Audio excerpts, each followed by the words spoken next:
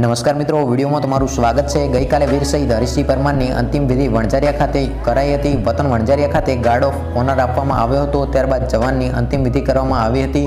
જવાનની શહીદી પર આખું ગામ હિબકે ચડ્યું હતું। જમ્મુ કાશ્મીરની અંદર આતંકવાદી હુમલા દરમિયાન તેઓ શહીદ થયા હતા। વણઝારિયા ગામના 25 વર્ષીય જવાન હરીશસિંહ રાધેસિંહ પરમાર જેઓ મિત્રો 2 દિવસ પહેલાં શહીદ થયા હતા। ત્યારબાદ તેમના પાર્થિવ દેહને તેમના વતનમાં લાવવામાં આવ્યો હતો।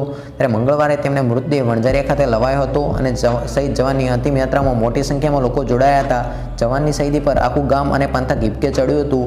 ગુજરાતે એક જવાન ગુમાવ્યો તો માતા પિતાએ એક દીકરો ગુમાવ્યો છે। પરિવારનો શહીદ જવાન મૃતદેહને જોતા ચોધાર આંસુએ રડી પડ્યા હતા। સમગ્ર પંથકની અંદર શોકનો માહોલ જોવા મળી રહ્યો છે। મોટી સંખ્યામાં લોકો શહીદના દર્શને પહોંચ્યા હતા। તો મિત્રો આપને જણાવી દઈએ કે કપડવંતથી નીકળેલી અંતિમ યાત્રામાં હજારોની સંખ્યામાં લોકો જોડાયા હતા। રોડ પર ત્યાં ભીડ જોવા મળી રહી હતી। કોઈ ચાલતા તો કોઈ બાઇક પર તો કોઈ અન્ય વાહનો લઈને જોડાયા હતા। જેઓ શહીદના જવાનના અંતિમ દર્શને પહોંચ્યા હતા।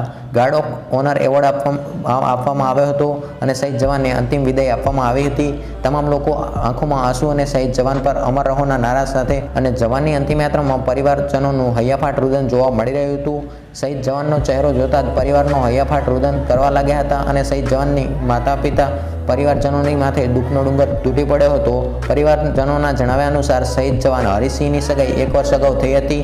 આવતા વર્ષે તેમના લગ્ન પણ થવાના હતા, પરંતુ તે પહેલાં જવાન શહીદ થઈ ગયા છે।